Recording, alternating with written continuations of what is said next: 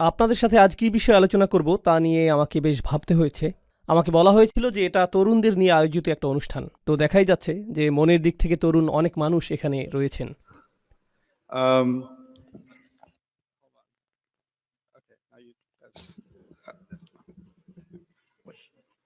okay.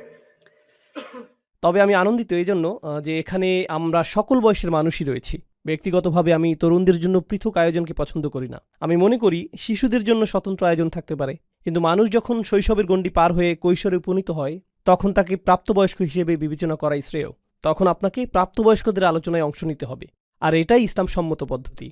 পশ্চিমা সমাজে একরকম ধারণা রয়েছে যে প্রথমে আপনি থাকেন শিশু, এরপর কিশোর, এরপর আপনি তরুণ যুবক, এরপর আপনি নির্বোধ কলেজ ছাত্র, আর এরপর আপনি এখনও নিজেকে বোঝার চেষ্টা করছেন।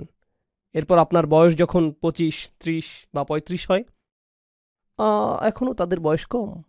এই ধারণাটি যা করে তা হলো এটা যুবক এবং যুবতীদেরকে মানসিকভাবে নিজেদেরকে প্রাপ্তবয়স্ক ভাবতে বাধার সৃষ্টি করে। আর তারা নিজেদেরকে এরকম মনে করে যে আমি তো এখনও কিশোর, অথবা আমি এখনও ছোট। তারা নিজেদেরকে প্রাপ্তবয়স্ক হিসেবে মনে করে না। যেভাবে আমি বিষয়টাকে বুঝি তা হলো, যদি আপনি পশ্চিমা মানদণ্ডও গ্রহণ করেন, অস্ট্রেলিয়াতে কত বছর বয়সে আপনি ড্রাইভিং লাইসেন্সের উপযুক্ত হন? 16 বছর। যদি আপনি 16 বছরে ড্রাইভিং লাইসেন্স পান আর এরপর লাল বাতি অমান্য করেন, লাল বাতি সত্ত্বেও যদি গাড়ি চালিয়ে গেলেন, লাল বাতি সত্ত্বেও আপনি গাড়ি চালিয়ে গেলেন, আইন কি তখন আপনাকে 4 বছরের শিশুর মতো বিবেচনা করবে? না, আপনি লাইসেন্সধারী। আপনারা মজার কোনো কথা বলছেন? আপনাদের শেষ হওয়া পর্যন্ত আমি অপেক্ষা করি। কথা শেষ? শিওর? ওকে, কুল। আপনাদের অনেকেরই কিন্তু মনোযোগ নষ্ট হচ্ছে। আমার মনোযোগ নষ্ট হয় না, আপনাদের মনোযোগ আসলেই নষ্ট হয়েছে। আমি আপনাদেরকে এদিকে তাকাতে দেখেছি। তো যাই হোক, বিষয়টা হলো সেক্ষেত্রে আইনের চোখে আপনি শিশু হিসেবে বিবেচিত হবেন না, আপনি প্রাপ্তবয়স্ক মানুষদের মতো বিবেচিত হবেন যে অপরাধ সংঘটিত করেছে। আমাদের দৃষ্টিতে যে এখন একজন কিশোর, সে যদি কোথাও গিয়ে কিছু চুরি করে আর তাকে বিচারকের সামনে উপস্থিত করা হয়, অপরাধটি সেই সংঘটিত করেছে, এই হিসেবেই সে আদালতে বিবেচিত হবে। আর যেটা আরও বেশি গুরুত্বপূর্ণ তা হলো, যদি কোনো তরুণ মৃত্যুবরণ করে আর যখন সে আল্লাহর আদালতে উপস্থিত হবে, এটা এরকম না যে কিয়ামতের দিবসে তরুণ যুবকদের জন্য আলাদা বিচার বিভাগ থাকবে, যেখানে তারা প্রাপ্তবয়স্কদের তুলনায় ভিন্ন হিসেবে বিবেচিত হবে। যখন আপনি বয়সন্ধির বয়সে পৌঁছান আর যখন আপনি শারীরিক এবং মানসিকভাবে সুগঠিত হয়ে প্রাপ্তবয়স্ক হয়ে ওঠেন, তখন আল্লাহর আদালতে এবং প্রকৃতপক্ষে বেশিরভাগ সমাজেই, এমনকি পশ্চিমা সমাজের আইন অনুযায়ীও আপনি একজন প্রাপ্তবয়স্ক। কিন্তু কোনো অজানা কারণে আমরা তাদেরকে প্রাপ্তবয়স্ক হিসেবে বিবেচনা করি না। কোনো অজানা কারণে আমরা আমাদের তরুণদেরকে প্রাপ্তবয়স্ক হিসেবে বিবেচনা করতে অস্বীকৃতি জানাই। কিন্তু আমি সেরকমটা মনে করি না। আমি তাদেরকে শিশু হিসেবে বিবেচনা করি না, আমি তাদের সাথে প্রাপ্তবয়স্কদের মতোই কথা বলি। তাই আমি আনন্দিত যে আমাদের এই আসরে, যেখানে আজকে তরুণদের নিয়ে আলোচনা হওয়ার কথা ছিল, এখানে দাদার বয়সী এবং নাতির বয়সী মানুষ পাশাপাশি বসে আছে। আর এতে সমস্যার কিছুই নেই, এভাবেই এটা হওয়ার কথা ছিল। ঠিক আছে, এখন আমি আমাদের বিষয়বস্তুতে ফিরে আসতে চাই এবং কিছু ভাবনা আপনাদের সাথে শেয়ার করতে চাই। আমার সেই ভাবনাটি হলো একটি সূরা নিয়ে, যা কিছুদিন আগে আমি অধ্যয়ন করেছিলাম, সূরাতুল ওয়াকিয়া। আল্লাহ সূরা ওয়াকিয়াতে বিচার দিবসের দৃশ্যপট বর্ণনা করেছেন। কোরআনের বেশিরভাগ স্থানে যখন বিচার দিবসের বর্ণনা দেয়া হয়েছে, সেখানে এমন মানুষের বিবরণ এসেছে যারা জান্নাতে যাবে এবং এমন মানুষের বিবরণ এসেছে যারা জাহান্নামে যাবে। দুইটি শ্রেণী, তাই না? কিছু মানুষ জাহান্নামে যাবে, আগুনে পুড়বে, কিছু মানুষ জান্নাতে যাবে। পরিষ্কার সরল শ্রেণীবিন্যাস। তো সূরা ওয়াকিয়া যে কারণে কৌতূহল জাগ্রতকারী তা হলো, দুই শ্রেণীর পরিবর্তে এখানে আল্লাহ আমাদেরকে 3টি শ্রেণীর কথা বলেছেন। তিনি বলেছেন, আসহাবুল মাইমানাতি মা আসহাবুল মাইমানা, ডান পাশের মানুষেরা। এরা সেই সকল মানুষ যাদেরকে ডান হাতে আমলনামা প্রদান করা হবে, আর এর ফলশ্রুতিতে তারা জান্নাতের পথে অগ্রসর হবেন, যেটা সূরা তাহরিমে এভাবে বর্ণিত হয়েছে, রব্বানা আতমিমলানা নূরানা, হে আমাদের প্রভু, আমাদের আলোকে পরিপূর্ণ করে দিন, আমাদেরকে জান্নাতের সুদীর্ঘ পথ পাড়ি দেওয়ার সামর্থ্য প্রদান করুন। কিন্তু যেহেতু আপনার আমলনামা ডান হাতে রয়েছে, তাই আপনার ডান দিক থেকে আলো প্রতীয়মান হচ্ছে, সেই আলোর আভা আপনার বুক থেকেও ঠিকরে বেরুচ্ছে। ইয়াসআ নূরুহুম বাইনা আইদিহিম ওয়া বিআইমানিহিম, আর তারা জান্নাতের দিকে বেহেশতের সদর দরজা অভিমুখে হেঁটে যাচ্ছে। তারা হবেন ডান দিকের মানুষ, আর এরপর রয়েছে বাম দিকের মানুষ, আসহাবু শিমালি মা আসহাবু শিমাল, এরা হলো বাম দিকের মানুষ, এটুকু বোধগম্য। কিন্তু এছাড়াও আল্লাহ অস্বাভাবিকভাবে তৃতীয় একটি শ্রেণী যোগ করে বললেন ওয়াসাবিকুন আসসাবিকুন, প্রথম সারির মানুষেরা। প্রথম সারির মানুষেরা, প্রথম এবং প্রধান, ভিআইপি সেকশন। আমি চাই যে আপনারা বিষয়টা কল্পনা করুন। বিশাল সংখ্যক মানুষ রয়েছে ডান দিকে, বিশাল সংখ্যক মানুষ রয়েছে বাম দিকে, আর তারপর কিছু সংখ্যক মানুষ রয়েছে যারা একেবারে সামনে অবস্থান করছে। এখানে পেলাম ডান অংশ, বাম অংশ এবং সামনের অংশ। আর সামনের অংশকে আল্লাহর নিকটে আনা হয়েছে, উলাইকাল মুকাররবুন, তারা আল্লাহর নৈকট্য লাভ করেছে, তাদেরকে অনুপম এই স্থান প্রদান করা হয়েছে, এমনকি বিচার দিবসেও। তো কোন বিষয়টি এই মানুষগুলোকে বিশেষ মানুষে পরিণত করল, আর কিভাবে তারা ডান দিকের মানুষদের থেকে আলাদা? অনেক মানুষ যারা এই আয়াতটির ব্যাখ্যা করেন তারা চিন্তা করেন মুহাজিরদের কথা, যারা রসুল সাল্লাল্লাহু আলাইহি সাল্লামের মক্কায় অবস্থানকালে তার আহ্বানে সাড়া দিয়েছিলেন, প্রথম দিকের ইসলাম গ্রহণকারী ব্যক্তিগণ, যেমন আবু বকর সিদ্দিক রাদিয়াল্লাহু তাআলা আনহু, আলী রাদিয়াল্লাহু তাআলা আনহু, প্রথম দিকের মুসলিমগণ, তারাই প্রথম ইসলাম গ্রহণ করেছিলেন। আর আয়াতেও প্রথম সারির মানুষদের কথা বলছে, এর মাধ্যমে অবশ্যই প্রাথমিক যুগের মুসলিমদেরকেই বোঝাচ্ছে। একটু পরে আমরা এই বিষয়ে বিস্তারিত আলোচনা করব। এখানে আরেকটা বিষয় রয়েছে। এই মতামতটি সম্পূর্ণ সত্য না হওয়ার কারণ হল আল্লাহ সূরা তওবাতে একটি বিষয়ের উল্লেখ করেছেন, আস-সাবিকুন আল-আউয়ালুন মিনাল মুহাজিরিনা ওয়াল আনসার। তিনি বলেছেন অন্য সকলের আগে যাদের অবস্থান তারা মুহাজিরদের অন্তর্ভুক্ত, যার অর্থ সেই মানুষেরা যারা মক্কায় ইসলাম গ্রহণ করেছেন। কিন্তু তিনি এখানে আনসারদের কথাও বলেছেন, যারা সাহায্যকারী হিসেবে মদিনাতে ছিলেন, আর মদিনার মানুষদের অবদান এসেছে বেশ পরে। তো এখন আমরা শিখলাম যে সাবিকুন শব্দটি এমন মানুষদেরকে বোঝাচ্ছে না যারা আগে ইসলাম গ্রহণ করেছেন, কারণ এটা সেই মানুষদের অন্তর্ভুক্ত করেছে যারা এসেছে আগে, এবং এটা সেই মানুষদেরও অন্তর্ভুক্ত করেছে যারা এসেছে পরে। তাহলে সাবিকুন বলতে আসলে কি বোঝায়, সেটাই আজকে আমরা কিছুটা বোঝার চেষ্টা করব। একটু আগে ইমাম সাহেব চমৎকারভাবে সূরা হিজরের শেষের কিছু আয়াত পাঠ করেছেন। আমরা সাবিকুনের এই ধারণাটিকে সূরা হিজরের শেষের অংশের সাথে সম্পর্কযুক্ত করব, সূরা ওয়াকিয়ার ছোট একটি অংশ এবং সূরা হিজরের কয়েকটি অংশ। তাহলেই আজকে আমার কাজ শেষ, এরপর আমি কিছু খেতে যেতে পারব। ওকে, তো এখন আমি আপনাদের সাথে যা শেয়ার করব তা হলো একটি উদাহরণ। গত বছর আমার বেশ কয়েকটি মুসলিম দেশে এবং অমুসলিম দেশের বেশ কয়েকটি মুসলিম সম্প্রদায়ে ভ্রমণ করার সুযোগ হয়েছে, আর আমি সেখানে কিছু বিষয় লক্ষ্য করেছি। এটা আপনার পরিবার এবং সমাজের জন্য সত্য হতে পারে, আবার নাও হতে পারে। ব্যাপক সংখ্যক মুসলিম পরিবারে যা ঘটে যাচ্ছে তা হলো আমরা আমাদের পুত্রদেরকে লালন পালন করছি নির্দিষ্ট কিছু প্রত্যাশা নিয়ে, আমরা আমাদের কন্যাদেরকে লালন পালন করছি নির্দিষ্ট কিছু প্রত্যাশা নিয়ে। তো আমি আপনাদের একটি উদাহরণ দিচ্ছি। পাকিস্তানে আমি যা লক্ষ্য করেছি সে বিষয়ে। আমি পাকিস্তানি বংশোদ্ভূত, তাই কিছু সময়ের জন্য সেখানে বেড়াতে গিয়েছিলাম। আমরা আমাদের কন্যাদেরকে মেডিকেল কলেজে ভর্তি করার জন্য জোর দিয়ে থাকি। তো পাকিস্তানে অনেক অনেক মেয়ে, লাখ লাখ মেয়ে ডাক্তার হয়ে বের হয়, কিন্তু এটা এজন্য না যে তারা আসলেই ডাক্তার হবে। যখন তারা ডাক্তারি ডিগ্রি লাভ করে, এটা তাদেরকে বেশ যোগ্য বিয়ের পাত্রী হিসেবে তৈরি করে। তো পাকিস্তানে লাখ লাখ তরুণ নারী ডাক্তার হয় এজন্য না যে তাদের মা বাবা তাদেরকে ডাক্তারি করাতে চায়, অথবা হাসপাতালে কাজ করাতে চায়, অথবা গ্রামে প্রসূতিদের সন্তান জন্মদানে চিকিৎসা সহায়তা প্রদান করাতে চায়। যেহেতু গ্রামে চিকিৎসা সেবা অপ্রতুল, কারণটা তা নয়। মূল কারণ হলো মেয়েটির জন্য ভালো প্রস্তাব আসবে, কারণ সে একজন ডাক্তার, তাই না? কেন আপনি ডাক্তার হতে চান?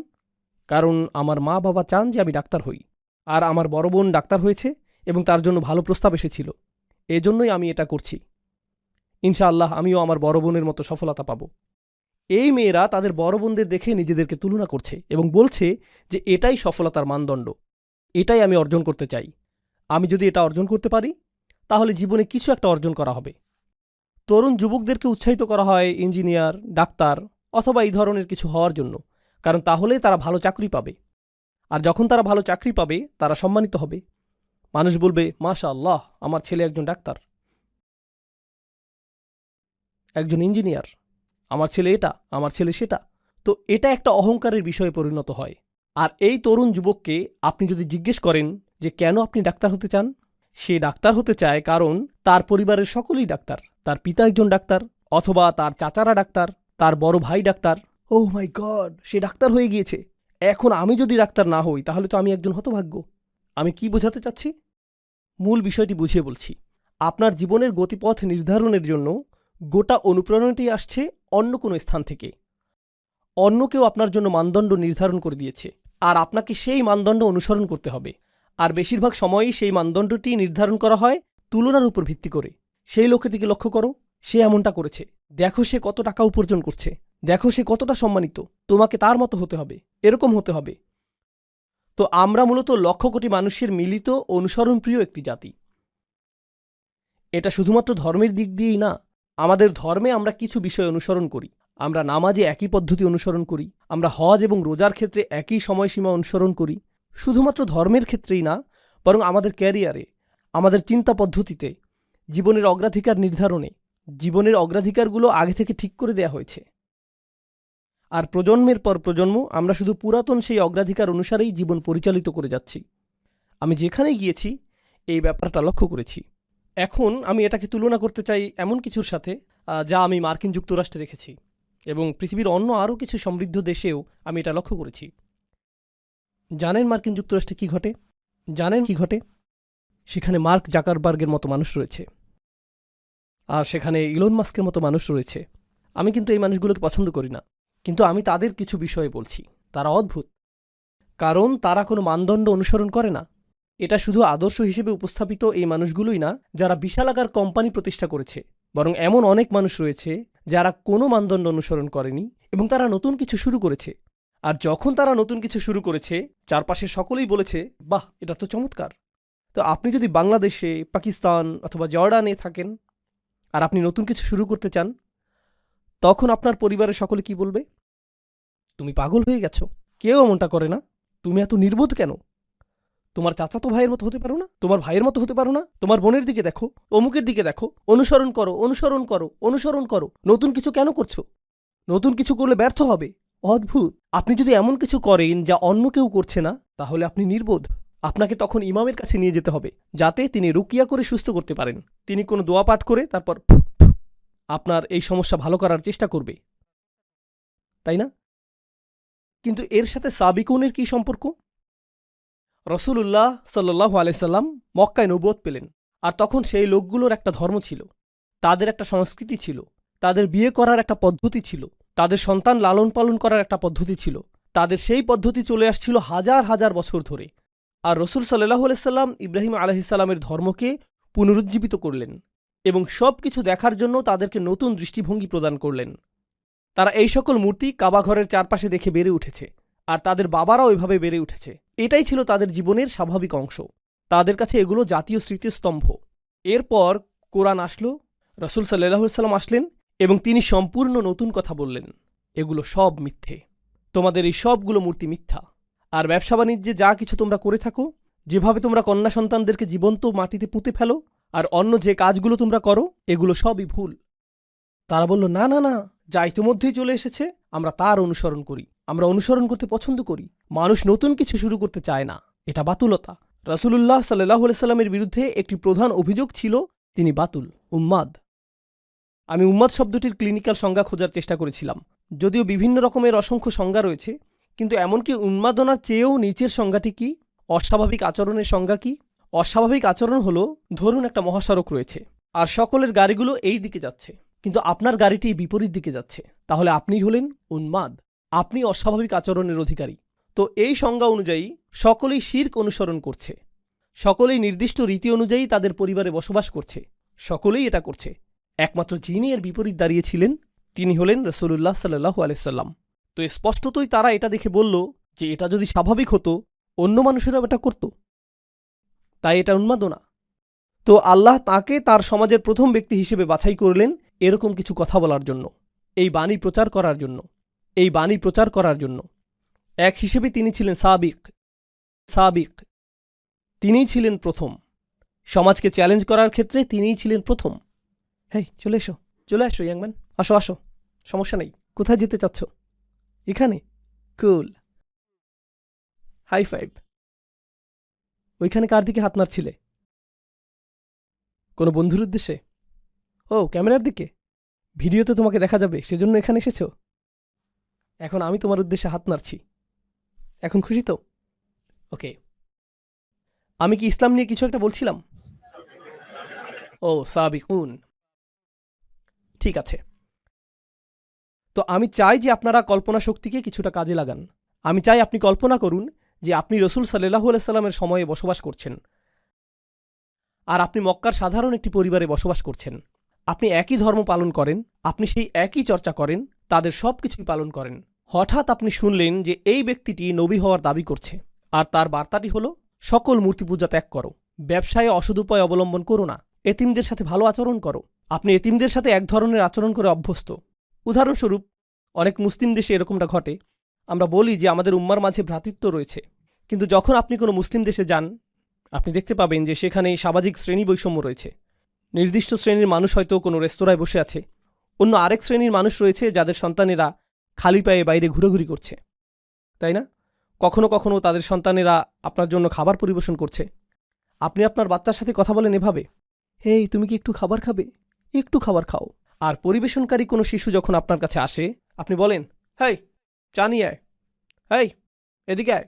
এভাবেই আপনি তাদের সাথে কথা বলেন।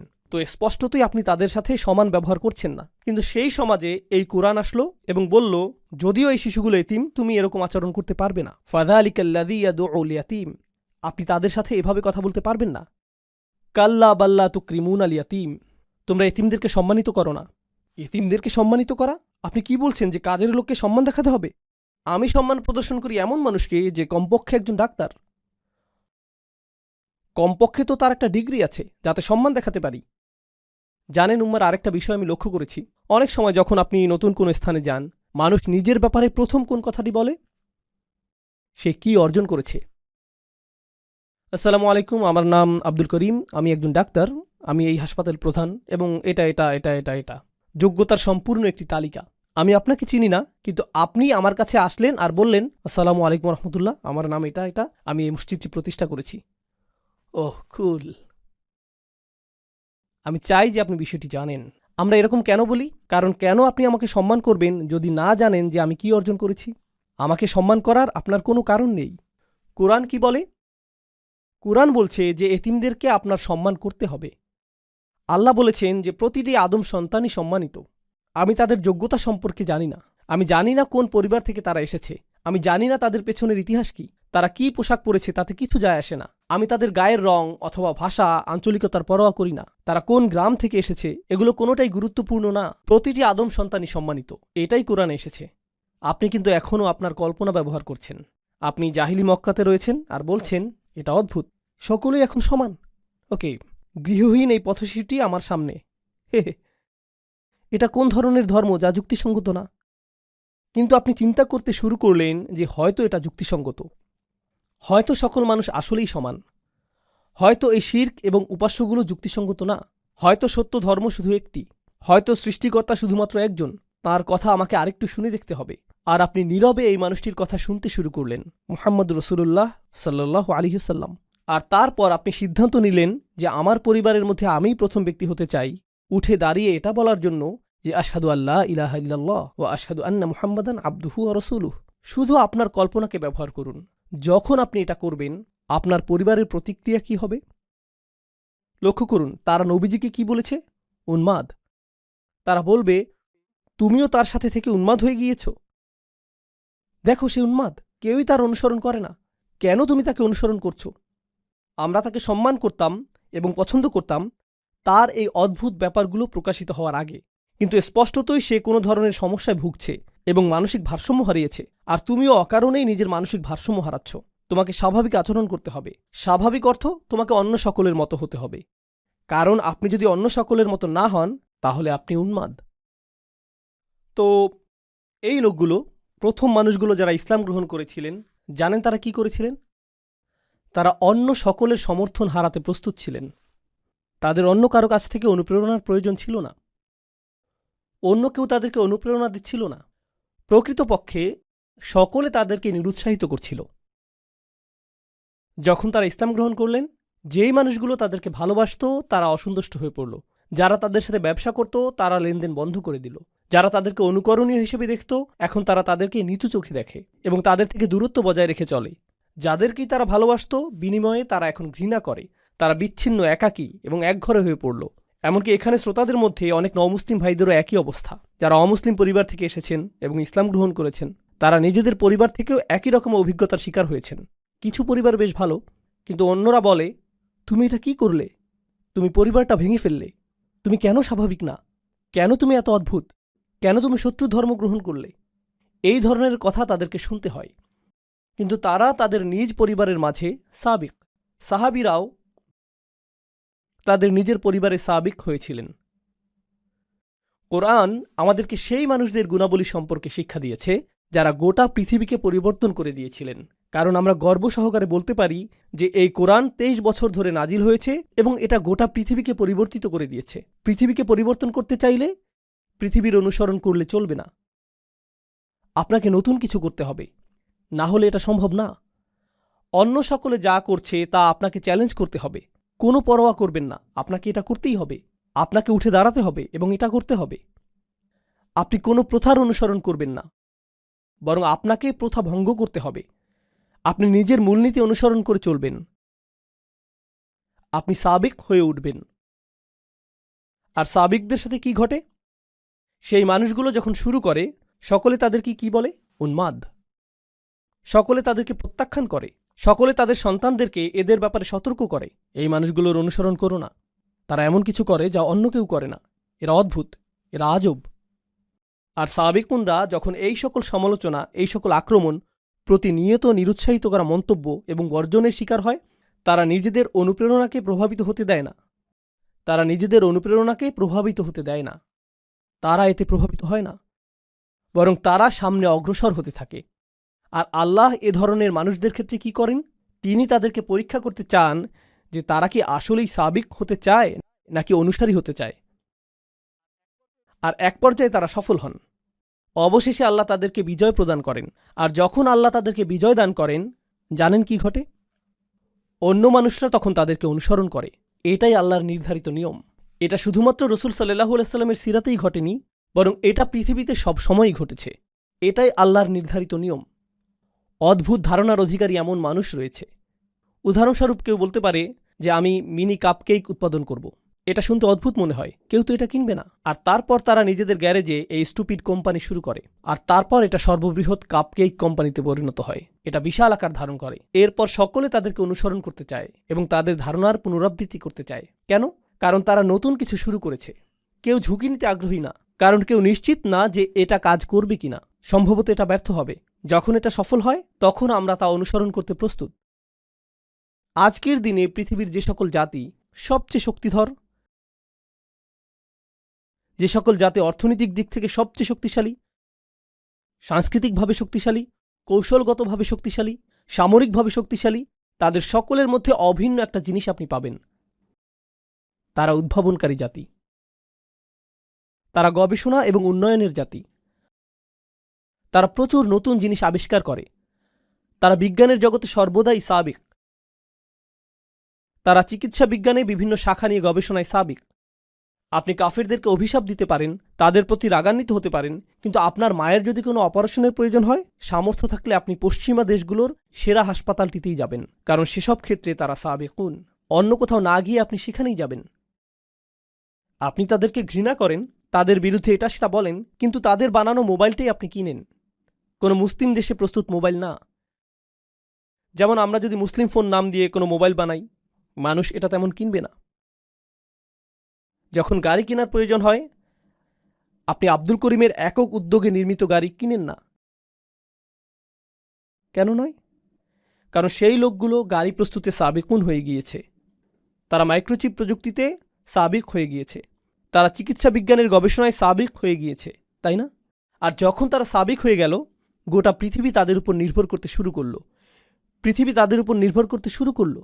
কিন্তু মূল বিষয় হলো, কোন জিনিসটা তাদেরকে এত শক্তিশালী করেছে? এটা কি তাদের প্রাকৃতিক সম্পদ? এটা কি জ্বালানি তেল? এটা কি প্রাকৃতিক গ্যাস, খনিজ সম্পদ? এটা কি প্লুটোনিয়াম? না, এটা চিন্তা শক্তি। বিশ্বের পরাশক্তিগুলো তাদের সমাজে এমন সংস্কৃতি সৃষ্টি করেছে যেখানে তারা বলে, আমরা চাই তুমি পর্যবেক্ষণ চালাও, আমরা চাই যে তুমি নতুন নতুন বিষয়ে চেষ্টা করো। যদি তুমি অকৃতকার্য হও, আবারও চেষ্টা করতে থাকো যতক্ষণ পর্যন্ত সফল না হও, আর আমরা এজন্য তোমাকে অর্থায়ন করব। এটাকেই তারা বলে রিসার্চ অ্যান্ড ডেভেলপমেন্ট। এটাই তারা করে। আর ধারণাটি এতটাই শক্তিশালী যে জ্ঞানী মুসলিমরা সারা পৃথিবী থেকেই, পাকিস্তান, বাংলাদেশ, সিরিয়া, সৌদি আরব, সারা পৃথিবী থেকেই যখন তারা কোনো বিষয়ে প্রকৃত গবেষণা করতে চায় এবং তারা সামনে অগ্রসর হতে চায়, তখন তারা কোথায় যায়?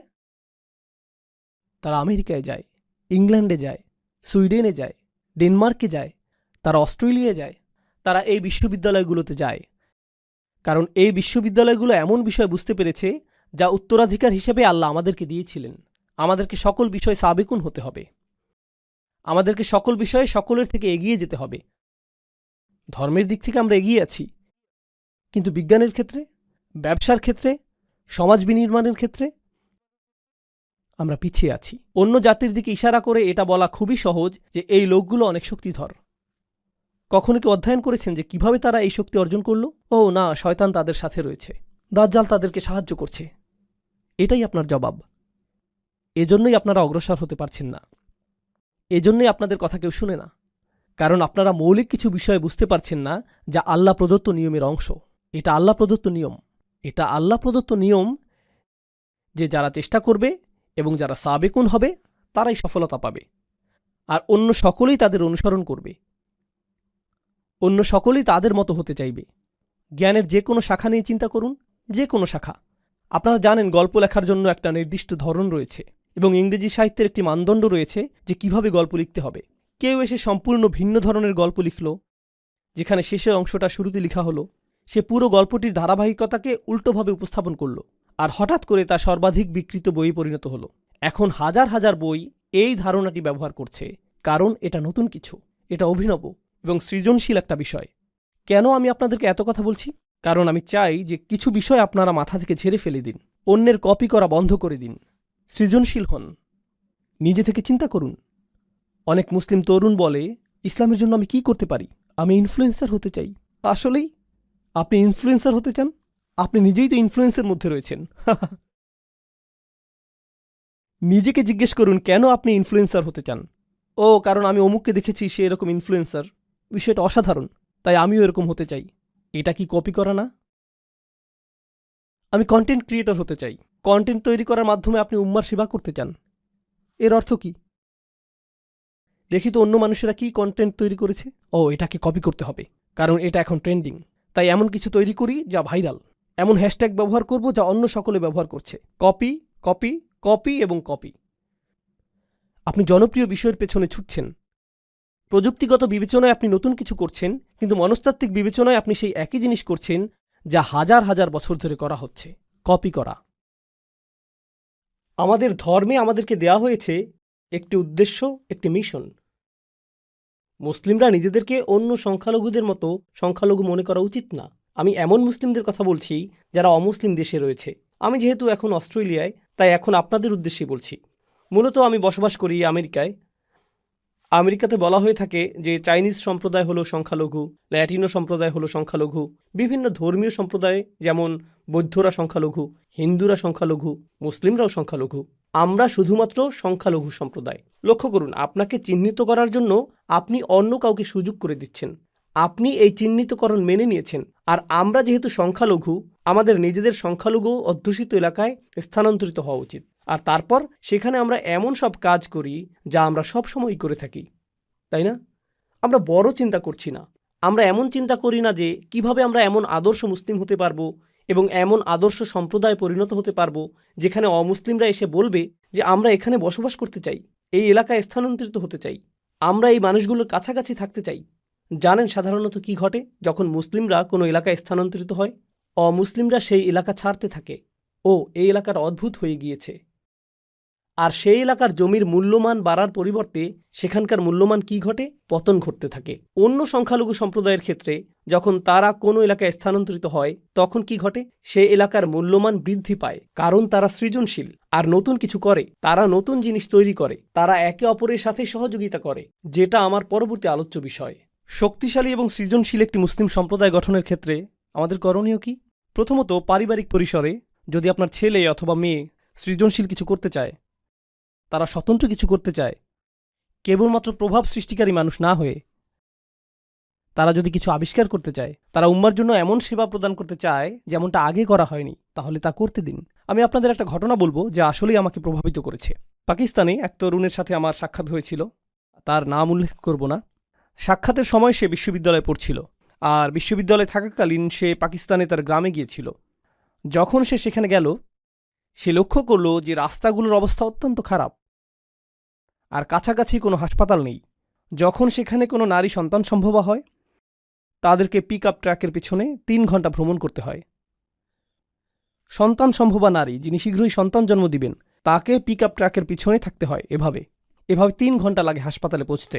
আর এই সকল নারীর বেশিরভাগেরই সন্তান মারা যায়। আর এটাই গ্রামীণ জীবনের বাস্তবতা। তারা নিজেরা সন্তান জন্মদানের চেষ্টা করে, যদি জটিলতা তৈরি হয় তখন তাদেরকে ডাক্তারের কাছে নিতে হয় এবং পথিমধ্যে অনেকেই মৃত্যুবরণ করে। আর সে এটা কাছ থেকে দেখল। তো সে যা করার সিদ্ধান্ত নিল তা হলো, সে একটা সমাধান তৈরি করার চেষ্টা করল। সে পুরাতন কিছু ট্রাক কিনল, কিছু গবেষণাপ্রেমী ছাত্র এবং ডাক্তারদের সহায়তায় সে বহনযোগ্য মোবাইল স্বাস্থ্যকেন্দ্র তৈরি করল, যার মধ্যে শিশু জন্মদানের জন্য বিশেষজ্ঞ চিকিৎসা ব্যবস্থা রয়েছে। আর সে শিক্ষা কার্যক্রম চালু করল, যেখানে গ্রামীণ নারীদেরকে শেখানো হয় কিভাবে সন্তান জন্মদানে সহায়তা করতে হবে যদি পরিবহনের কোনো ব্যবস্থা নাও থাকে। তো গ্রামের 20-30 জন নারী এখন জানেন যে কিভাবে সন্তান জন্মদানে সহায়তা করতে হয়। আর যখন এটা সফল হলো, গোটা পাকিস্তানের 2, 3, 4, 5, 10, 15, 20, 100 গ্রামে এটা ছড়িয়ে পড়ল। আর হাজার হাজার শিশুদের জীবন রক্ষা হয়েছিল এই ছাত্রের প্রচেষ্টার মাধ্যমে। এই ছাত্রের সাথে আমার কথা হয়েছিল, আর আমি তাকে জিজ্ঞেস করেছিলাম, এই কাজে তোমার সবচেয়ে বড় চ্যালেঞ্জ কোনটা? জানেন সে কি বলেছিল? আমার মা বাবা মনে করেন আমি সময় নষ্ট করছি। আমার মা বাবা আমাকে এই কাজে নিরুৎসাহিত করেছেন। তারা মনে করেন আমি আমার ক্যারিয়ার নষ্ট করছি। আর এর মাধ্যমে আমি বুঝতে পেরেছিলাম যে এটা একমাত্র তার ক্ষেত্রেই ঘটছে না। এই উম্মার মাঝে আমাদের কিছু প্রতিভাবান ছেলেমেয়ে রয়েছে, যারা একটা সমস্যাকে দেখে এবং তাদের সৃজনশীল চিন্তা, আকাঙ্ক্ষা এবং অভিপ্রায় দ্বারা সমস্যাটিকে সমাধানের চেষ্টা করে। তাদের সেই যোগ্যতা রয়েছে। জানেন কে তাদের পথে প্রায় বাধা হয়ে দাঁড়ায়? শুধুমাত্র তাদের বাবা মাই না, বরং গোটা সংস্কৃতিই বলে, না না না না, তুমি এটা করো না, তুমি অন্য সকলকে কপি করো, সাবেক হওয়ার প্রয়োজন নেই, নতুন কিছু করো, অভিনব কিছু করবে না, নতুন কোনো সমাধান খুঁজবে না, নতুন কোনো সমাধান খুঁজবে না, এটা যেরকম আছে সেরকমই থাকবে, এভাবেই থাকতে দাও।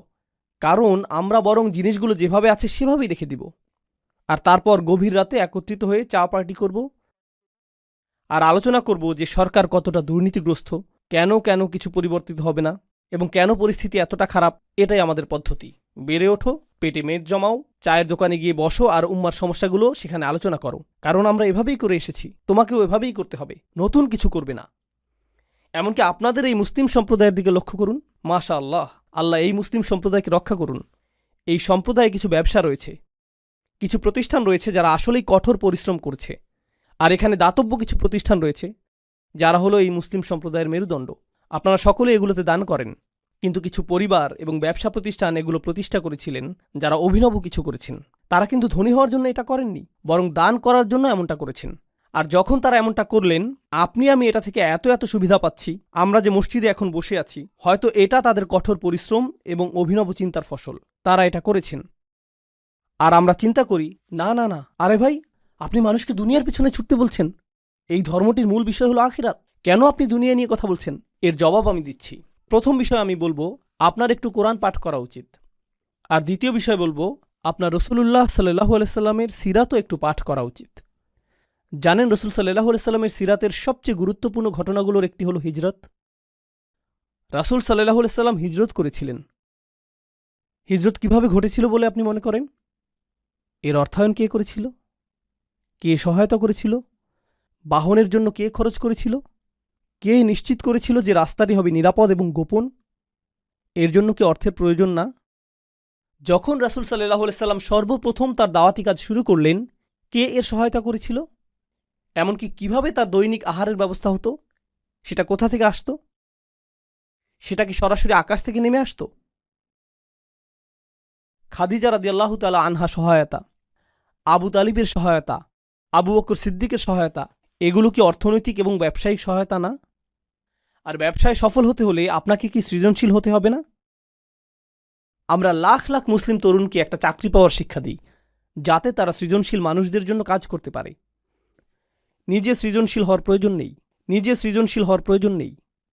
ডাক্তার হও, অ্যাকাউন্টেন্ট হও, ইঞ্জিনিয়ার হও, ইঞ্জিনিয়ারিং প্রতিষ্ঠানের জন্য কাজ করো, তাদেরকে অর্থশালী করো, তাদের ব্যবসাকে বড় করো। আল্লাহ আমাদের নিজেদের ক্ষমতায়নের কথা বলেছেন, মৈত্রী সম্পর্ক তৈরির কথা বলেছেন। মৈত্রী সম্পর্ক অর্থনীতি এবং ব্যবসা বাণিজ্যের মাধ্যমেও সৃষ্টি হয়। কোরআনের মনোরম একটা বিষয় হল, আল্লাহ বলেছেন, ওয়াল্লাযীনা কাফারু বা'দুহুম আউলিয়াউ বা'দ। কাফিররা একে অপরের মিত্র, কাফিররা একে অপরের মিত্র। আর ওয়াল মুমিনুনা ওয়াল মুমিনাত বা'দুহুম আউলিয়াউ বা'দ। মুমিন পুরুষ এবং নারীরা একে অপরের মিত্র। কিন্তু তিনি এই আয়াতটির শেষে বলেছেন, ইল্লাম তাফআলু তাকুন ফিতনাতুন ফিল আরদ। তোমরা যদি এটা না করো তাহলে পৃথিবীতে ফিতনা সৃষ্টি হবে। যদি তোমরা মিত্র না হও, যদি তোমরা পরস্পর সহযোগিতা না করো, যদি তোমরা বৃহত্তর প্রতিষ্ঠান এবং সমন্বিত বিনিয়োগ সৃষ্টি না করো, তাহলে পৃথিবীতে বড় ধরনের ফিতনা সৃষ্টি হবে। আমাদেরকে এখন মসজিদ নির্মাণের বাইরেও আরও চিন্তা করতে হবে। আমাদেরকে দাতব্য প্রতিষ্ঠান নির্মাণের বাইরেও আরও চিন্তা করতে হবে। আমাদেরকে শক্তিশালী ব্যবসা প্রতিষ্ঠা করতে হবে, সর্বোত্তম বিশ্ববিদ্যালয়, সেরা সব প্রতিষ্ঠান। আমাদেরকে অনেক অনেক অনেক বড় চিন্তা শুরু করতে হবে এবং পরস্পরের মাঝে মৈত্রী নিয়ে নতুন করে চিন্তা করতে হবে। কিন্তু এটা করার জন্য আমাদের নিজেদের মাঝে তুলনা করা বন্ধ করতে হবে এবং একে অপরকে ধ্বংস করা বন্ধ করতে হবে। সংক্ষেপে আরও কিছু কথা বলবো এবং এরপর সূরা হিজরের শেষের দিকের আয়াতে যাব, যেরকম কথা আপনাদেরকে দিয়েছিলাম। সফল সমাজ ব্যবস্থার একটা বিষয় আমি লক্ষ্য করেছি, যা রাসূল সাল্লাল্লাহু আলাইহি সাল্লামের সিরাতে উপস্থিত ছিল, আর তা হলো ঈমানদারগণ একে অপরকে সহায়তা করা। যখন কেউ ব্যর্থ হয়েছে তারা তাকে অনুপ্রেরণা দিয়েছিলেন। আর জানেন এখন আমাদের মাঝে কি ঘটে? যখন কেউ সফল হয় আমরা তার সমালোচনা করি এবং সমালোচনা করা নিশ্চিত করি যতক্ষণ পর্যন্ত না সে ব্যর্থ হয়। এরপর আমরা বাকি সকলে শান্তি অনুভব করি। সফল সমাজ ব্যবস্থা ব্যর্থ মানুষকে গ্রহণ করে এবং তাদেরকে বারবার চেষ্টা করার জন্য অনুপ্রাণিত করে যতক্ষণ না তারা সফল হয়ে যায়। আর ব্যর্থ সমাজ ব্যবস্থা সফল ব্যক্তিদের পিছু নেয় এবং তাদেরকে সহ্য করতে পারে না, ফলে তাদেরকে নিচে নামিয়ে দিতে চায় পরস্পরের মাঝে মৈত্রী, শক্তি এবং সহায়তা সৃষ্টি করার পরিবর্তে। এ বিষয়ে প্রচুর চিন্তাশক্তি ব্যয় করতে হবে যে আধুনিক সময়ে এই আয়াতগুলো কী অর্থ বহন করছে। কিন্তু আপনাদের মধ্য থেকে যারা অভিনব কিছু করবেন, আমার উদাহরণের সেই তরুণ যুবকটির মতো যারা নতুন কিছু করবেন, যারা শুধুমাত্র প্রভাব সৃষ্টিকারী হবেন না, আপনাকে বাস্তব কিছু করতে হবে। আপনি বাস্তব সমস্যা সমাধান করতে চাইবেন। আপনাকে বলে রাখছি, উম্মার সকল সমস্যা আপনি একা সমাধান করতে পারবেন না। যখন মানুষ এসে প্রশ্ন করে, উস্তাদ কিভাবে আমরা উম্মার সকল সমস্যা সমাধান করব, এই সমস্যা শেষ হবে যখন আপনি এরকম নির্বুদ্ধিতাসুলভ প্রশ্ন করা বন্ধ করবেন, যখন আপনি বস্তুনিষ্ঠ প্রশ্ন করা শুরু করবেন। এখানে আমি একটা সমস্যা দেখছি, আমি এটা সমাধান করতে পারবো, কিন্তু এটা সব সমস্যার সমাধান করবে না। আমাদের সংখ্যা তো কয়েকশো কোটি। আমাদের প্রত্যেকেই যদি একটি করে ছোট সমস্যা সমাধান করি, কল্পনা করতে পারেন আমরা কি ধরনের উম্মায় পরিণত হব? যদি আমাদের কিছু অংশ চিকিৎসা সমস্যা সমাধান করি, আর আমাদের কিছু অংশ সামাজিক সমস্যা সমাধান করি, আর আমাদের কিছু অংশ শিক্ষা সমস্যা সমাধান করি, আমাদের কিছু অংশ রাজনৈতিক সমস্যা সমাধান করি, দেখতে পাচ্ছেন কিভাবে এটা একত্রে জমা হচ্ছে? সকল সাহাবী কি একই কাজ করেছেন, নাকি তাদের প্রত্যেকেই ভিন্ন ভিন্ন সম্ভাবনাকে কাজে লাগিয়েছেন? তাদের প্রত্যেকেই অবদান রেখেছেন এবং সাহাবীকে পরিণত হয়েছেন তাদের নিজস্ব পরিসরে, তাদের নিজস্ব প্রতিভায়। তারা সকলেই একরকম ছিলেন না। তাদের প্রতি রাসূল সাল্লাল্লাহু আলাইহি সাল্লামের প্রত্যাশাও একরকম ছিল না। তো এটা আপনার মাথায় গেঁথে দেওয়ার জন্য সৌভাগ্যবশত এই আয়াতটি একটু আগে আমরা নামাজে শুনেছি। এখানে রাসূল সাল্লাল্লাহু আলাইহি সাল্লামকে একটি নির্দেশ দেওয়া হয়েছে, আর যখন তাকে কোনো নির্দেশ দেওয়া হয় আমরা এটাকে সুন্নাহ হিসেবে গ্রহণ করি। তাকে বলা হয়েছে আর তার মাধ্যমে আমাদেরকেও বলা হয়েছে। তিনি বলছেন, ফাসদা বিমা তুমারু ওয়া আ'রিদ আনিল মুশরিকিন। এই আয়াতটি আমার অনেক প্রিয়। আল্লাহ বলেছেন, খেয়াল করুন, সংকল্পবদ্ধ হন এবং সামনে এগিয়ে যান যা করতে আপনাকে নির্দেশ দেওয়া হয়েছে, এবং মুশরিকদেরকে উপেক্ষা করুন। যারা পেছনে কথা বলে তাদেরকে উপেক্ষা করুন, সমালোচকদেরকে উপেক্ষা করুন, তাদের উপেক্ষা করুন যারা মনে করে যে আপনি শক্তিহীন, তাদের উপেক্ষা করুন যারা মনে করে যে আপনি তাদের জন্য হুমকি। উপেক্ষা করুন, উপেক্ষা করুন, উপেক্ষা করুন। আপনার একটি মিশন রয়েছে, আপনার মিশনের প্রতি মনোযোগী হন। আপনি এই কাজে নিয়োজিত। আ'রিদ আনিল মুশরিকিন, তাদের উপেক্ষা করুন, তাদেরকে আপনার পথে আসতে দিবেন না। আরবিতে সদ শব্দটি খুবই কৌতূহল উদ্দীপক। এটাতে কি বোঝায়? এটা দিয়ে বোঝায় ফাটল, কোনো পাথর অথবা মাটির রাস্তায় সৃষ্ট ফাটল। যদি আপনি একটি পাথরের মাঝে ফাটল সৃষ্টি করেন, সদাতাহু। তো এটা এরকম যেন আল্লাহ রসুল সাল্লাল্লাহু আলাইহি সাল্লামকে বলছেন, আপনার সামনে বিশাল একটা প্রতিবন্ধকতা রয়েছে, এর মাঝে ফাটল সৃষ্টি করুন এবং মনোযোগ হারাবেন না। প্রতিবন্ধকতা রয়েছে, এটাকে ভেঙে ফেলুন, মনোযোগ ধরে রাখুন, বিভ্রান্ত হবেন না, মুশরিকদেরকে বিভ্রান্ত করার সুযোগ দিবেন না। ফাসদা বিমা তুমারু ওয়া আরিদ আনিল মুশরিকিন। আপনি যদি মনোযোগ সুসংহত রাখতে পারেন, অসাধারণ অনেক কাজ আপনি সম্পূর্ণ করতে পারবেন। কিন্তু জানেন আমাদের ক্ষেত্রে কি ঘটে? জানো তারা কি বলেছে? জানো তারা কি করেছে? তাদের বক্তব্য কি? সর্বদা আপনি এই বিষয়ে মনোযোগী, আর যখন আপনি তাদের কথার দিকে মনোযোগ দেন, তখন আপনার যেই কাজ করা উচিত তার প্রতি মনোযোগ দিতে পারেন না। আপনার মনোযোগ হারিয়ে যায়। আপনার তো স্বতন্ত্র মিশন রয়েছে, আপনার তো স্বতন্ত্র দায়িত্ব রয়েছে। ওয়া আরিদ আনিল মুশরিকিন। তারপর আল্লাহ রসুল সাল্লাল্লাহু আলাইহি সাল্লামকে বললেন, ইন্না কাফাইনাকাল মুস্তাহজিঈন। আমি আপনার জন্য যথেষ্ট তাদের বিরুদ্ধে যারা আপনাকে বিদ্রূপ করে। সেই লোকগুলো যারা সমালোচনা করে, উপহাস করে, বিদ্রূপ করে এবং তুচ্ছতাচ্ছিল্য করে, তাদের ব্যবস্থা আমি করব। চিন্তা করবেন না। যখনই কেউ সাবিক হয়, যখনই কেউ অভিনব কিছু করে, সে উপহাসের শিকার হয়। সে উপহাসের শিকার হয়। কি করছো তুমি? কেউ এমনটা করে না, এটা নির্বুদ্ধিতা সুলভ, তুমি একটা নির্বোধ। এরকমটাই হয়ে থাকে। আর আমি আপনাদের বলতে পারি, আল্লাহ যেহেতু রসুল সাল্লাল্লাহু আলাইহি সাল্লামকে এই কথাগুলো বলেছেন, এগুলো চিরকালের জন্য প্রযোজ্য হয়ে গিয়েছে। যখন আপনি ভালো কিছু করতে যাবেন আর তা আগে করা হয়নি কিন্তু তা করতে হবে, সেক্ষেত্রে মানুষ আপনাকে উপহাস করবে। তুমি কি মনে করেছো এতে কাজ হবে? তুমি কি মনে করেছো এটা গুরুত্বপূর্ণ? তুমি কি মনে করেছো এটা পৃথিবী পরিবর্তন করে দিবে? হ্যাঁ, নিজের দিকে একবার তাকাও। এটাই আপনাকে সবসময় শুনতে হবে। আল্লাহ এর জবাব দিচ্ছেন এবং বলছেন, ইন্না কাফাইনাকাল মুস্তাহজিঈন। আমি তোমার জন্য যথেষ্ট তাদের বিরুদ্ধে যারা উপহাস করে। এটাই যথেষ্ট।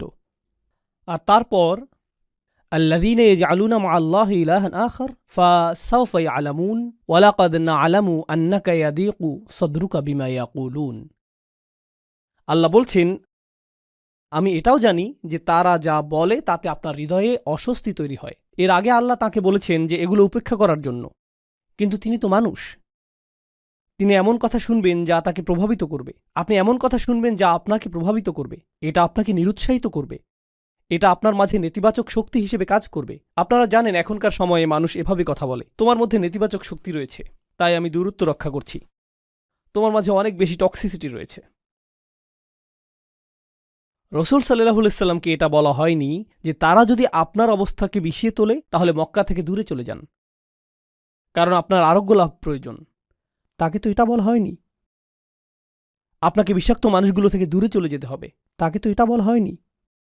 আপনি কি মনে করেন যে মক্কায় রসুল সাল্লাল্লাহু আলাইহি সাল্লামকে নেতিবাচক কথা মাঝে মাঝে শুনতে হতো, নাকি সেটা ছিল প্রতিদিন? আপনার কি মনে হয়? প্রতিদিন।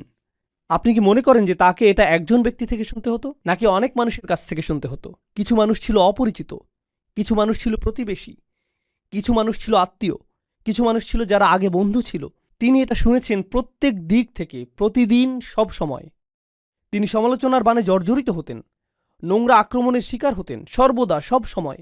আর এখন আল্লাহ তাকে প্রস্তুত করছেন, আর তাকে প্রস্তুত করার মাধ্যমে তিনি অনাদিকাল পর্যন্ত আগত সকল ঈমানদারকে প্রস্তুত করছেন। আমি তাদের ব্যবস্থা করব। আমি জানি এটা যন্ত্রণাদায়ক, আমি জানি আপনার হৃদয় সংকুচিত হয়ে যায়, জানি এটা দুশ্চিন্তা সৃষ্টিকারী।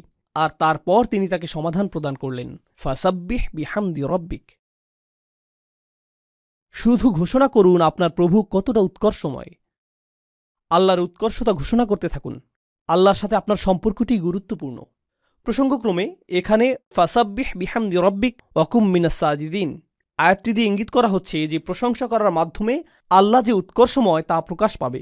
আমি একটু পরে এটা বুঝিয়ে বলছি। সিজদাকারীদের অন্তর্ভুক্ত হও। তাসবিহ এবং সিজদার কথা এসেছে। নামাজ শুরু হয় তাসবির মাধ্যমে এবং নামাজের শেষ অংশগুলোর একটি হল সিজদা। রসুল সাল্লাল্লাহু আলাইহি সাল্লামকে বলা হলো যে আপনি যখন এই সকল নেতিবাচক কথা শুনতে পান, তখন আমি চাই যে আপনি কিছুটা দূরে চলে আসুন এবং নামাজে আল্লাহর সাথে কথোপকথনে মেতে উঠুন। ফলশ্রুতিতে সকল নেতিবাচক প্রভাব দূর হয়ে যাবে, সকল নেতিবাচক প্রভাব দূর হয়ে যাবে। এজন্যই আমি আপনাকে নামাজ প্রদান করেছি, যাতে তারা এই সমালোচনার মাঝেও প্রশান্ত থাকতে পারে। নামাজ হলো স্বয়ং আল্লাহ প্রদত্ত থেরাপি। এটাই রসুল সাল্লাল্লাহু আলাইহি সাল্লামকে দেয়া হয়েছিল, এটাই নামাজের ভূমিকা হওয়া উচিত। আর আমরা বড় কিছু করতে চাই এজন্য না যে আমাদের নাম সামনে আসবে, বরং আমরা বড় কিছু করতে চাই কারণ আল্লাহ আমাদেরকে সক্ষমতা প্রদান করেছেন। কারণ আল্লাহ আমাদেরকে সক্ষমতা প্রদান করেছেন। আর এভাবেই আমরা আল্লাহর তাসবিহ করে থাকি। আমরা এটা করছি আল্লাহর দ্বীনের খেদমত করার জন্য। আমার আশা এই মানসিকতাটাই আপনারা নিজেদের মনে লালন করবেন। সার্বক্ষণিক দুইটি জিনিস আপনাদের করতে হবে। এক, আপনার সামনে একটি মিশন রয়েছে, সেদিকে আপনাকে মনোযোগী হতে হবে। আরেকটি হলো আল্লাহর ইবাদত, আপনাকে সেদিকেও মনোযোগী হতে হবে। ভিতরগত একটা লক্ষ্য রয়েছে, বহির্গত একটা লক্ষ্য রয়েছে। আপনি এই দুইটির মাঝে বিচরণ করছেন। জানেন কি ঘটে? কিছু মানুষ শুধুমাত্র ব্যবসা বাণিজ্য, প্রবৃদ্ধি, ক্ষমতায়ন এবং রাজনীতির প্রতি মনোযোগী হয়ে পড়ে। এগুলো সবই বহির্গত বিষয়। এখানে কিসের প্রতি মনোযোগের অভাব? ইবাদত। আর অন্য মানুষেরা বলে, না, এই লোকগুলো মনে করেছে তারা পরিবর্তন আনবে, তাদেরকে শুধু দোয়া করতে হবে, জিকির এবং ইস্তেগফার করতে হবে, নামাজ পড়তে হবে। তাদের সকল গুরুত্ব ইবাদতের প্রতি, বাকি কাজ আল্লাহ করবেন, আল্লাহ আমাদেরকে সাহায্য করবেন। কোরআন আপনাকে কি শিক্ষা দিচ্ছে? তোমার মিশনের প্রতি মনোযোগ দাও, আর প্রতিদিন যখন তোমার মধ্যে দুর্বলতা এসে পড়ে, আল্লাহর কাছে ফিরে এসো, ইবাদত করো। এই দুইটি জিনিস একে অপরের জ্বালানি। এই দুইটি জিনিস একটি অপরটির জন্য প্রয়োজনীয়। ইবাদত আপনাকে খেদমত করার শক্তি যোগায়, আর খেদমত করতে গিয়ে আপনি হয়তো আপনার লক্ষ্য হারিয়ে ফেলতে পারেন, উদ্দেশ্য হারিয়ে ফেলতে পারেন। উদাহরণস্বরূপ, আপনি হয়তো আল্লাহর সন্তুষ্টির উদ্দেশ্যে মসজিদ নির্মাণ করেছেন, কিন্তু এরপর পলিটিক্স চলে আসলো, অহংকার চলে আসলো, নেতৃত্বের বিষয় চলে আসলো, সবার চোখে পড়ার আকাঙ্ক্ষা চলে আসলো, মাইক হাতে পাওয়ার আকাঙ্ক্ষা চলে আসলো। এই আকাঙ্ক্ষাগুলো চলে আসে। এক্ষেত্রে ইবাদত কি করে? এটা এই সকল দূষণকে পরিশোধন করে দিবে। প্রকৃত ইবাদত এটাই। আল্লাহ কোরআনে এই দুইটি জিনিসের মাঝে ভারসাম্য প্রদান করেছেন। তো ফাসাব্বিহ বিহামদি রব্বিক, এই আয়াতাংশটি নিয়ে শেষের কিছু কথা বলে আজকের মতো আলোচনার ইতি টানব ইনশাআল্লাহ তাআলা। তাসবিহ এবং হামদ দুইটি জিনিস, তাই না? দুইটি ভিন্ন জিনিস। কিভাবে আমরা তাসবিহ করি? সুবহানাল্লাহ বলে। কিভাবে আমরা হামদ পড়ি? আলহামদুলিল্লাহ বলে। আপনার জন্য বিষয়টাকে সহজ করে দিই। সাব্বিহ বিহামদি রব্বিক, সরল ভাষায় এর অর্থ আপনাদের বুঝিয়ে বলছি। তাসবিহ অর্থ আল্লাহ সম্পর্কে আপনার কোনো নেতিবাচক চিন্তা অথবা মন্তব্য থাকবে না। এটাই তাসবির অর্থ। আল্লাহ সম্পর্কে আপনি যাই বলেন তা পারফেক্ট হতে হবে। আপনি কখনোই কোনোভাবেই তার সম্পর্কে এমন কিছু ভাববেন না যা পারফেকশনের চেয়ে কম। তার রহমা হলো পারফেক্ট, তার ভালোবাসা হলো পারফেক্ট, তার পরিকল্পনা হলো পারফেক্ট। যে পরিস্থিতির মাঝে তিনি আপনাকে রেখেছেন, এর বিচক্ষণতাও পারফেক্ট। উম্মার সংকটময় অবস্থায় আল্লাহর যে পরিকল্পনা, সেই পরিকল্পনাও পারফেক্ট। এটাই তাসবিহ। তো এমনকি যখন নবীজি কাফেরদের করা উপহাস শুনছেন, তারা তো ভয়ঙ্কর রকম খারাপ কাজ করছে, কিন্তু রসুল সাল্লাল্লাহু আলাইহি সাল্লামের এই অবস্থার মধ্য দিয়ে অতিক্রম করাটাও আল্লাহর পরিকল্পনার অংশ। আর আল্লাহর পরিকল্পনা সর্বদাই কি? পারফেক্ট। নিজেকে এটা স্মরণ করিয়ে দিতে থাকুন যে এমনকি যখন আপনি ভয়ানক সব অভিজ্ঞতার মধ্য দিয়ে সময় অতিক্রম করেন, এটাও পারফেক্ট। এটাও পারফেক্ট একটি পরিকল্পনার অংশ। আপনি সম্পূর্ণ চিত্রটি দেখতে পাচ্ছেন না, শুধুমাত্র আল্লাহই তা দেখছেন। আমি আপনাদেরকে এর একটা উদাহরণ দিচ্ছি। আপনাদের মধ্যে অনেকেই রান্না করতে ভালোবাসেন। আপনি যখন রান্না করেন, তখন কেউ একজন পাশে দাঁড়িয়ে দেখছে, তুমি এতগুলো লবণ দিয়েছ, এতগুলো লবণ দিয়েছ। এই 5 মিনিট ধরে এত বেশি তাপমাত্রায় রান্না হচ্ছে, 5 মিনিট ধরে চলছে, আর আপনি বিরক্ত হচ্ছেন। চুপ করবে তুমি? ওইখানে গিয়ে কিছু একটা করো, জানালার ধারে গিয়ে বাইরে তাকিয়ে থাকো, আমাকে রান্না করতে দাও। তুমি এটা বুঝবে না। ও, অবশেষে রান্নাটা কিন্তু মজাই হয়েছে। কেন এমনটা হলো? কারণ সম্পূর্ণ পরিকল্পনাটি সে জানে না, আপনি জানেন। কেউ একজন কোনো কিছু অঙ্কন করছে, সে চমৎকার কিছু অঙ্কন করছে, আর আপনি পাশে দাঁড়িয়ে থেকে বলছেন, ধূসর রংটা এখানে, এই স্থানটাতে, কি করছো তুমি? এভাবে তো কাজ করা যায় না, কারণ কেউ একজন পাশে থেকে নজরদারি করছে, তাই না? এখন কল্পনা করুন, আমরা উদ্বিগ্ন হয়ে পড়ি যখন আল্লাহর পরিকল্পনার একটি অংশ দেখি। আপনি পরিকল্পনার সামান্য একটা অংশ দেখেই বলছেন, কি সমস্যায় পড়ে গেলাম, কেন এমনটা ঘটছে? আর আল্লাহ বলেন, তোমার জন্য সহজ করে দিচ্ছি, সাব্বিহ। নিজেকে স্মরণ করিয়ে দাও যে পারফেকশনের অধিকারী হলেন আল্লাহ, আর এই চিত্রটির প্রতিটি ছোট অংশ বৃহত্তর একটি পরিকল্পনার অংশ, যা পারফেক্ট, যা আল্লাহ কর্তৃক নির্ধারিত। এটাই তাসবিহ। কিন্তু তিনি শুধু বলেননি যে সাব্বিহ রব্বাক, তিনি বলেছেন সাব্বিহ বিহামদি রব্বিক। তাই আমাদেরকে এখন জানতে হবে যে হামদ বলতে কি বোঝায়। তাসবিহ ছিল আল্লাহ সম্পর্কিত সবকিছুই পারফেক্ট। তার পরিকল্পনা পারফেক্ট, তার বিচক্ষণতা পারফেক্ট, তার ভালোবাসা পারফেক্ট, তার তত্ত্বাবধান পারফেক্ট, তার সাহায্য পারফেক্ট। কেউ কেউ জিজ্ঞেস করে, আল্লাহর সাহায্য কেন আসছে না? আল্লাহর সাহায্য পারফেক্ট, এবং যখন এটা আসবে সেই সময়টাও পারফেক্ট। এটাই তাসবিহ। ঠিক আছে, আসুন এখন হামদ নিয়ে সংক্ষেপে জেনে নিই। হামদ অর্থ তিনি যাই করেন তা ভালো, তা প্রশংসনীয়, এবং আমাদের উচিত এর জন্য তাকে ধন্যবাদ জ্ঞাপন করা। আল্লাহ যাই করেন আলহামদুলিল্লাহ। তিনি শুধুমাত্র পারফেক্টই না, যার অর্থ আমরা তার সমালোচনা করি না, বরং এর চেয়েও উপরে গিয়ে আমরা তার প্রশংসা করি এবং তার কৃতজ্ঞতা জ্ঞাপন করি। আমরা তার প্রশংসা করি এবং তাকে ধন্যবাদ জ্ঞাপন করি। তো এভাবে আল্লাহ আমাদের মুসলিমদের গোটা মনস্তত্ত্বই উল্টে দিলেন। ওয়ালা তাহসাবান্নাল্লাযীনা কুতিলু ফী সাবীলিল্লাহি আমওয়াতান বাল আহইয়াউন ইনদা রাব্বিহিম ইয়ারযাকুন ফারিহিনা বিমা আতাহুমুল্লাহু মিন ফাদলিহি ওয়া ইস্তাবশিরুনা বিল্লাযীনা লাম ইয়ালহাকু বিহিম মিন খালফিহিম আল্লা খাউফুন আলাইহিম ওয়ালা হুম ইয়াহজানুন। আল্লাহ বলেছেন, যারা আল্লাহর পথে মৃত্যুবরণ করেছে কখনোই মনে করো না যে তারা মৃত, বরং তারা জীবিত। তারা আল্লাহর পক্ষ থেকে রিজিক প্রাপ্ত, আর তারা হবে প্রফুল্ল। আমরাই কান্না করে থাকি, তাদের অবস্থা কি? প্রফুল্ল। আপনি যদি এই বিষয়টা উপলব্ধি করেন, তখন আপনি যদি নিজের সামনে ভয়ঙ্করতম মৃত্যুও দেখেন, আপনি বলবেন এই মানুষগুলো হলেন আমাদের শহীদ। আর আমরা এজন্য আল্লাহর প্রশংসা করি, তিনি তাদেরকে নিয়ে গিয়েছেন। ওয়াত্তাখিদ মিনকুম শুহাদা, তিনি আমাদের মধ্য থেকে কিছু মানুষকে নিয়ে যাবেন যাদের সাথে তিনি আগেই সাক্ষাৎ করতে চান, তিনি আগেই তাদেরকে নিজের সঙ্গ প্রদান করতে চান। এটাও প্রশংসার কারণে পরিণত হয়। এমনকি এটাও প্রশংসার কারণ, যদিও এটা অপরাধীদের অপরাধকে বৈধতা প্রদান করে না, কিন্তু এই মুহূর্তে এটা আল্লাহর সাথে আপনার সম্পর্কের বিষয়। এটা অন্য মানুষের সাথে সম্পর্কিত কোনো বিষয় নয়, এটা শুধু আপনি এবং আল্লাহ। সাব্বিহ বিহামদি রব্বিকা। আর আপনি এটা নিশ্চিত করবেন যখন আপনি উপলব্ধি করবেন যে আল্লাহ যাই করেন তা পারফেক্ট, আর আমি তার প্রশংসা করব এবং ধন্যবাদ জ্ঞাপন করব আমাকে এই সংকটের মধ্যে থাকার সুযোগ প্রদান করার জন্য। কারণ কিছু মানুষের ক্ষেত্রে তারা কখনও এরকম সংগ্রাম করার কথা চিন্তাও করেনি। যেহেতু আল্লাহ আমাকে এই সংগ্রামের জন্য বাছাই করেছেন, আমার উচিত এজন্য আল্লাহকে ধন্যবাদ জানানো। কারণ এমন অনেক মানুষ রয়েছে যারা আমার চেয়ে অনেক বেশি বিচক্ষণ, যারা কখনো এমনকি এই পদক্ষেপই নেয়নি, বরং তারা শয়তানের পদাঙ্ক অনুসরণ করেছে। আমি তো কমপক্ষে আল্লাহর পথে অগ্রসর হওয়ার চেষ্টা করেছি। তাই আমার সম্মানিত এবং কৃতজ্ঞ বোধ করা উচিত যে আল্লাহ এই পথে সংগ্রাম করার জন্য আমাকে বাছাই করেছেন। অতএব আমি তাঁর প্রশংসা করব। রাসূলুল্লাহ সাল্লাল্লাহু আলাইহি সাল্লাম বিদ্রূপের শিকার হয়েছিলেন, আর এখন তিনি আল্লাহর প্রশংসা করছেন সেই বিদ্রূপের শিকার হওয়ার জন্য, কারণ এই বিদ্রূপই তার মর্যাদাকে উন্নীত করেছে। এটা তার জিহাদের অন্তর্ভুক্ত। আল্লাহ এই সংগ্রামের জন্য তাকে বাছাই করেছেন। ফাসাব্বিহ বিহামদি রব্বিক। আর অকুম মিনাস সাজিদিন। কৃতজ্ঞতার চূড়ান্ত বহিঃপ্রকাশ হল সিজদায় অবনত হওয়া। আল্লাহর সম্মুখে বিনয়ের চূড়ান্ত বহিঃপ্রকাশ হল সিজদায় অবনত হওয়া। তাই সিজদায় লুটিয়ে পড়ুন। আর যখন আপনি আল্লাহর সাথে এই কথোপকথন শেষ করবেন, এরপর যখন আপনি তাদের বিদ্রূপাত্মক কথা শুনবেন, ততক্ষণে সেই তাসবিহ এবং হামদ আপনাকে এতটাই দূষণমুক্ত করেছে যে এটা আপনার কাছে আর আগের মতো যন্ত্রণাদায়ক মনে হচ্ছে না। দেখতে পাচ্ছেন? উপেক্ষা করতে শিখুন। আরিদ আনিল মুশরিকিন। আমরা জানি এটা যন্ত্রণাদায়ক, আমরা জানি তারা যন্ত্রণাদায়ক কথা বলে, আমরা জানি এটা যন্ত্রণার উদ্রেক করে, আর যখনই এটা তোমার জন্য যন্ত্রণার উদ্রেক করবে, এই হলো তোমার উপশম। তো আমি বিশেষভাবে তরুণদেরকে বলবো, আপনার জীবনে যা করতে চান সে বিষয়ে একনিষ্ঠ থাকুন। আপনি যা অর্জন করতে চান সে বিষয়ে একনিষ্ঠ থাকুন। একনিষ্ঠভাবে কাজ করাকে স্বভাবে পরিণত করুন। আপনি যদি বিশ্ববিদ্যালয়ে পড়েন, শুধুমাত্র বিশ্ববিদ্যালয়ে পড়বেনই না, পড়াশোনার পাশাপাশি একটা কাজ খুঁজে নিন। কর্মস্থলে শিষ্টাচারগুলো শিখুন। শুধু ঘরে বসে থাকবেন না এবং শুধুমাত্র সামাজিক মাধ্যমে ইসলামের খেদমত করবেন না। আমাদের প্রকৃত পুরুষ এবং প্রকৃত নারী প্রয়োজন, যারা সত্যিকার অর্থে এই উম্মার জন্য অবদান রাখবে, সত্যিকার অর্থে।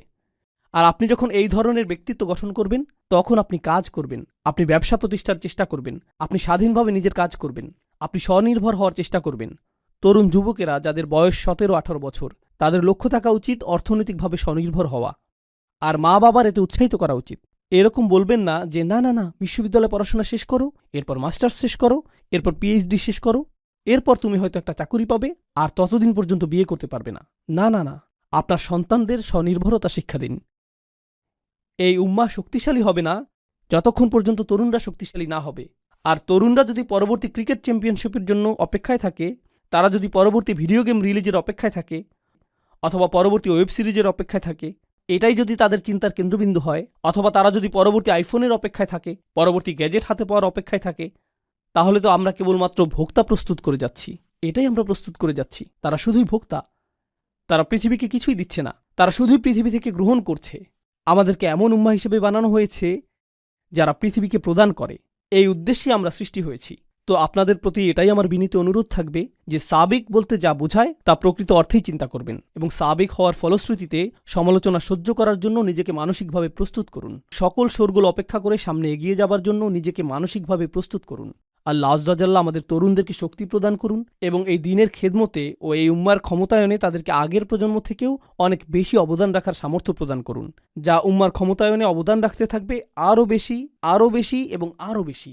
বারাকাল্লাহু লি ওয়া লাকুম ফিল কুরআনিল হাকিম ওয়া নাফা'নি ওয়া ইয়্যাকুম বিল আয়াতি ওয়াজ যিকরিল হাকিম।